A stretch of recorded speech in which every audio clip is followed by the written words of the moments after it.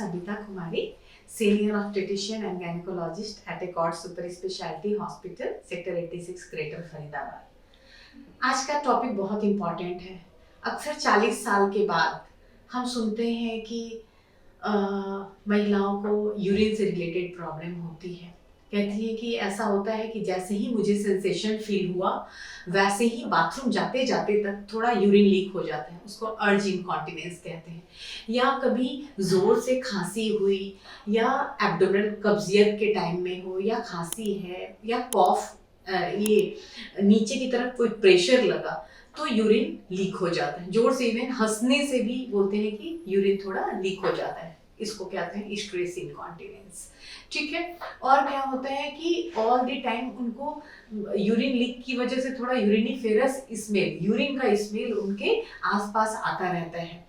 रात में बोलती है कि बहुत रात भर वॉशरूम जाते रहते हैं, इसकी वजह से वो पानी भी कम लेती हैं, जिसकी वजह से यूटीआई का इन्फेक्शन बढ़ जाता है। और अलग जो रीज़न है यूरिन के इन्फेक्शन का, जो कि 40 साल की महिलाओं के एज में क्यों होता है यूरिन का इन्फेक्शन, ये भी मैं बताऊंगी। तो एक तो वो पानी कम लिमिट कर देती हैं और उनका सोशल एक्टिविटी भी बहुत कम हो जाता है कि यूरिन का स्मेल आएगा, यूरिन का स्मेल आएगा। ठीक है। कई बार क्या होता है, लेडी हम आती हैं वो हिचकती हैं, इन बातों को खुलकर डिस्कस नहीं करती हैं। लेकिन मैं बता दूं, 40 साल के बाद आपको बहुत अलर्ट रहने की ज़रूरत है। अगर ऐसा कुछ भी सिम्टम्स है तो आप ज़रूर अपने गायनेकोलॉजिस्ट से कंसल्ट करें। अब ये होता क्यों है?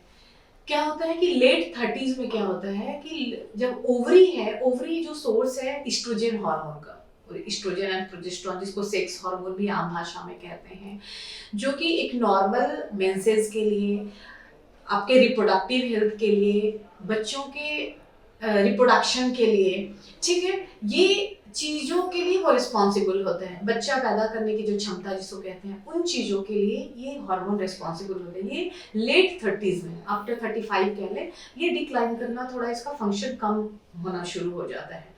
तो जो ओवरी का हार्मोन है इस्ट्रोजन हार्मोन, वो इस्ट्रोजन हार्मोन का कैसे रिलेशन है, उसका क्वांटिटी कम होना शुरू हो जाता है। वो उसका क्या रिलेशन है आपके यूरिन का, यूट्रस के आगे वाले हिस्से में, आगे की तरफ जो होता है, सबसे पहले पेट के पीछे, जस्ट पेट के आगे के फ्रंट के वॉल के पीछे ये आपका यूरिन ब्लैडर होता है। इसमें एक ब्लैडर होता है, थैली की तरह होता है, जिसमें पेशाब कलेक्ट होता है। उसके बाद एक नली होती है जिसको यूरेथ्रा कहते हैं, और नीचे एक मसल का एक प्लेट, आप समझो कि नीचे हमारा जिस पे हम बैठते हैं उसके ऊपर एक स्ट्रॉन्ग सा मसल होता है जो इस तरह के स्ट्रक्चर में होता है।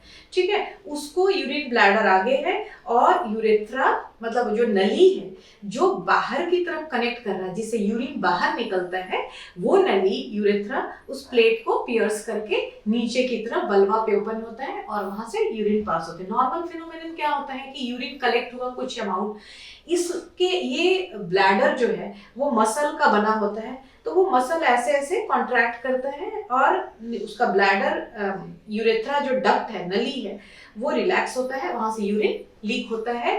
और जब यूरिन का नीचे का जो प्लेट है वो आपके यूरिन को कंट्रोल, उसका मसल इतना स्ट्रांग होता है कि यूरिन, जब आपको प्रेशर आता रहता है, यूरिन का अर्ज होता है, तब भी वो कॉन्ट्रैक्ट करके जब आप रोकना चाहें तो आप वॉलंटरीली, मतलब अपनी इच्छा से आप उसको रोक सकती हैं। इस्ट्रोजन क्या करता है, ओवरऑल पूरा, अब ब्लैडर का ले, अंदर की हर चीज का अंदर लाइनिंग, जैसे दीवार है तो अंदर की लाइनिंग है ना, और बाहर का है तो अंदर की लाइनिंग है, बीच में ईंट होता है, उसी तरह से मसल होता है बीच में। तो अंदर की जो लाइनिंग है, यूरेथ्रा की लाइनिंग, वो थोड़ी थिकेंड होती है। ये इस्ट्रोजन डिसाइड करता है उसके थिकनिंग को, तो थोड़ा थिक होता है। मसल के भी स्ट्रेंथ के लिए इस्ट्रोजन रिस्पॉन्सिबल है। फिर जो प्लेट जिसमें पियर्स करता है उसके भी मसल के स्ट्रेंथ के लिए इस्ट्रोजन रिस्पॉन्सिबल है। तो ये जब कम होने लगता है तो क्या होता है कि ओवरऑल इसकी लाइनिंग थिन हो गई, ठीक है, ब्लैडर की जो लाइनिंग थिन हो गई, और उसकी जो उसमें जो ग्लैंड की एक्टिविटी है वो भी स्लो हो जाता है। उस ग्लैंड की एक्टिविटी की जो जिसकी वजह से थोड़ा फ्लो रहता है, मतलब एक नेचुरल मॉइस्चराइजर कह लें, वो लुब्रिकेंट की तरह नेचुरली भी कुछ कुछ ग्लैंड से निकलता रहता है, पैरायूरेथ्रल ग्लैंड होते हैं, वो सब कम हो जाता है। तो ड्राइनेस होती है, ड्राइनेस की वजह से एक तो यूरिनरी इन्फेक्शन के चांसेस बढ़ जाते हैं, लाइनिंग थिन हो गई। दूसरा क्या होता है कि मसल जो है, मसल वीक हो जाता है, तो उसमें यूरिन इकट्ठा होता रहता है, और वो थोड़ा स्टैसिस में होता है यूरिन, क्योंकि मसल में इतना पार नहीं, तो ब्लैडर थोड़ा भरता जाता है, और जहां पर वाटर का अगर थोड़ा फ्लो कम होता है तो वहां यूरिन के इन्फेक्शन का चांसेस हो जाता है। ठीक है, तो यूटीआई का चांसेस बढ़ जाता है।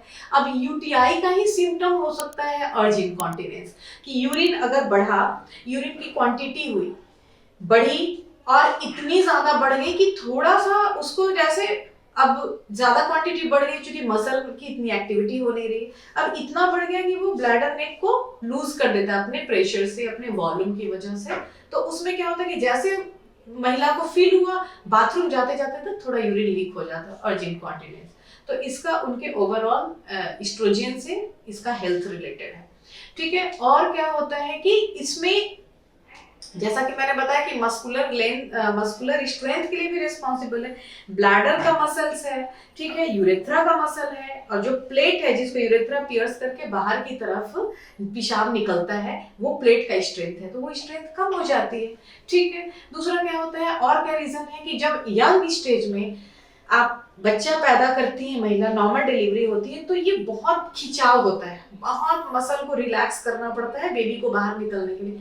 तो तब यंग एज में वो वीकनेस नहीं पता चलती है, लेकिन जैसे ही 40 के ऊपर आप होते हो, तो ये तब जो इंजरी हुए थे, जो मसल फाइबर टूट गए थे, या मसल की परमानेंट उसकी अपनी पार वापस नहीं आई थी, थोड़ा रिलैक्स हो गया था, है ना। जैसे मैं बोलती एग्जाम्पल देती हूँ कि बाल में जो हम लोग गार्टर लगाते हैं, उसका भी यूजुअली जो इलास्टिक होता है, खींचते खींचते इतना बड़ा सा हो जाता है, फिर हम थ्रो कर देते हैं कि नहीं ये यूजेबल नहीं है। इन द सेम वे, तो वो क्या होता है कि वो जो है इलास्टिसिटी उसकी तब जो टूट जाता है फाइबर, वो वीकनेस बाद में फिर क्या करता है कि थोड़ा सा यूट्रस को और सर्विक्स को, उसके साथ साथ चूंकि यूट्रस है, सर्विक्स है, ये थोड़ा चाइल्ड बर्थ की वजह से थोड़ा टियर हो गया, और एस्ट्रोजन की कमी की वजह से मसल का जो प्लेट है वो वीकनेस हो गई, तो ये थोड़ा सा अपनी जगह से नीचे आ जाता है, तो थोड़ा यूरिन ब्लैडर भी खिंच जाता है आगे की वॉल की तरफ से। तो उसमें क्या होता है, पेशाब थोड़ा कलेक्टेड रहता है, तो अगेन यूरिन का इन्फेक्शन, फिर पेशेंट जैसे ही लेटती है उसको लगता है कि वॉशरूम जाना है। ठीक है, तो रात में जो हमने बताया कि बार बार हम रात में भी जा रहे हैं वॉशरूम, तो सबका इनसे रिलेशन है, बार बार बाथरूम जाना है रात में, तो एक डायबिटीज तो रूल आउट करना ही चाहिए, आपको डॉक्टर से मिलना ही है, क्योंकि और भी रीजन हो सकते हैं अर्ज इनकॉन्टिनेंस के, या आप कॉफ करते हैं तो यूरिन लीक हो जाता है, और भी रीजन हो सकते हैं, ठीक है ना, यूटीआई। लेकिन बेसिकली ये जो होते हैं 40 के बाद जो होता है, तो ये जिनको पहले नहीं था ये सिम्टम आते हैं। तो ऐसे सिम्टम हो तो आप बिल्कुल घबराए नहीं, आपको जरूर अपने डॉक्टर से कंसल्ट करना चाहिए। इसके लिए क्या होता है कि हम लोग एक तो बताते हैं कि आप टोनिंग के लिए एक्सरसाइज करें, कीगल्स एक्सरसाइज होता है, जो पेल्विक फ्लोर है जहां से यूरेथ्रा निकलता है, वो उसको टाइटनिंग करने का एक एक्सरसाइज होता है, जो कि physiotherapy we at Accord super speciality hospital special physiotherapy centre है, जहाँ पे फीमेल फिजियोथेरेपिस्ट होती हैं, वो उस मसल को टोन अप करने के लिए ट्रेनिंग देती हैं। ठीक है, कुछ सेशन लेने होते हैं, फिर वो कीगल्स एक्सरसाइज करते हैं, उससे टोन अप हो जाता है। उसके साथ साथ आपको बताया जाता है आपकी किडनी फंक्शन के हिसाब से कि कितना प्रोटीन खाना है, क्योंकि प्रोटीन मसल जो बनता है वो प्रोटीन का बनता है, तो आपको कुछ डाइटरी मॉडिफिकेशन, प्रोटीन डाइट वगैरह बोलते हैं, और एक्सरसाइज से, कीगल फ्लोर एक्सरसाइज से। और हमने क्या बताया कि एस्ट्रोजन, ये ड्राइनेस की वजह से भी यूटीआई हो जाता है, तो एक लोकल वेजाइनल मॉइस्चराइजर आता है जो कि एक्वा बेस्ड होता है, मतलब वाटर बेस्ड होता है। ठीक है, वो लगा के, वो अगर वो एब्जॉर्ब भी हो जाता है तो कोई आपको नुकसान नहीं करेगा, तो वो लगा के मॉइस्चर रखते हैं, तो क्या होता है उस पे बैक्टीरिया का इन्फेक्शन चिपकने का चांसेस कम होता है, और यूटीआई के चांसेस कम होते हैं। जैसा कि हमने बताया कि 40 के बाद यूरिनरी इन्फेक्शन, बार बार पेशाब जाना, पेशाब में जलन होना, इन सिम्टम, ये भी सिम्टम्स होते हैं अपार्ट फ्रॉम कि यूरिन लीक होने का, है ना, अर्ज इनकॉन्टिनेंस, स्ट्रेस इनकॉन्टिनेंस के अलावा, ठीक है ना। तो और क्या होता है कि इसमें हमने ट्रीटमेंट में क्या बताया कि एक तो एक्सरसाइज करना है, डाइट अच्छा रखना है, कि उसकी थोड़ी स्ट्रेंथ है मसल की, तो यूरिन होल्ड कर सकते हैं वॉलेंटरली, आप अपनी इच्छा के अनुसार भी होल्ड कर सकते हैं, ताकि स्ट्रेस इनकॉन्टिनेंस आपको ना और अर्ज इनकॉन्टिनेंस ना हो, ठीक है। कि इनकॉन्टिनेंस मतलब आप कंट्रोल नहीं कर पा रहे, यूरिन लीक हो गया, ठीक है। अर्ज मतलब इच्छा हुई, इच्छा होते होते निकल गई बाथरूम तक जाते पहुंचने के पहले, ठीक है। स्ट्रेस इनकॉन्टिनेंस की आपको स्ट्रेस दे रहे हो, कॉफ कर रहे हो, जोर से हंस रहे हो, या बहुत देर तक खड़े हो तो भी लीक हो जाता है प्रेशर से, ठीक है। कि उसमें एब्डोमेन प्रेशर बनता है और उसमें तुरंत चूंकि लैक्स है तो निकल जाता है। तो टोन अप करना है, कीगेल्स एक्सरसाइज करना है। दूसरा हमने क्या बताया, वेजाइनल एक्वा बेस मॉइस्चराइजर लगाना है। तीसरा क्या होता है, चूंकि एस्ट्रोजन की कमी की वजह से भी प्रॉब्लम ये रिलेटेड है, ये सारे यूरिनरी प्रॉब्लम, तो लोकल एस्ट्रोजन का क्रीम भी आता है, जो कि आप वेजाइना के अंदर वाले हिस्से में, यूरेथ्रा वाले हिस्से में, सब में आप लोकली लगा सकते हो, ठीक है। यूजुअली हम लोग बोलते हैं 3 वीक्स आप लगाएं, 1 वीक ऑफ रखें, जिसको ड्रग हॉलीडे कहते हैं, कि उसमें आपको नहीं लगाना है। फिर ऐसे करके 2-3 महीने देने से कई बार ये सिम्टम्स ऐसे रिकर नहीं होते हैं, ठीक है। और क्या होता है, और किसी किसी केसेस में हार्मोनल रिप्लेसमेंट थेरेपी देते हैं, जिसमें हमने हार्मोनल रिप्लेसमेंट थेरेपी, जिसमें एस्ट्रोजन, कब एस्ट्रोजन देना है, कब एस्ट्रोजन और प्रोजेस्टेरोन दोनों हार्मोन देना है, कब कंबाइंड और भी ट्रीटमेंट करनी है, ठीक है। तो ये हमने एक अलग वीडियो में बनाया हुआ है, आप UTI in pregnancy hormone replacement therapy, वो वीडियो आप क्लिक करके देख सकते हैं, ठीक है। तो आज हमने जाना कि यूरिन का 40 साल के बाद क्यों प्रॉब्लम होता है और क्यों जरूरी है आपको कंसल्ट करना, क्योंकि ये आपके कुछ और भी रीजन, ये तो हो गए पोस्ट पेरीमेनोपॉज, मतलब मेनोपॉज होने के पहले का की स्थिति है, जिसमें एस्ट्रोजन कम कम काम कर रहा है। और एक ये जो यूरिनरी सिम्टम्स हमने बताया, ये पेरीमेनोपॉजल चेंजेस में भी आता है, और post menopausal symptom, it is one of the symptoms of post menopause. माने मेनोपॉज के बहुत सारे लक्षणों में से एक ये यूरिनरी कॉम्प्लेंट्स जो हमने बताया वो हो सकता है। अगेन वो है एस्ट्रोजन की कमी की वजह से, मेनोपॉज में एस्ट्रोजन कंप्लीटली स्टॉप हो जाता है, तो ये चीजें एक्जेजरेट हो जाती है। तो यही है जो हमने यूरिनरी सिम्टम्स बताया। 40 साल के बाद आपको अलर्ट रहना है, उसमें रिपीटेड यूरिन कल्चर भी कराते रहना चाहिए, क्योंकि यूटीआई, यूरिनरी ट्रैक्ट इन्फेक्शन के बहुत चांसेस हैं, और बॉडी में कहीं भी इन्फेक्शन का फोकाई आपके जनरल बॉडी सिस्टम को भी अफेक्ट करता है, उसको भी डाउन करता है।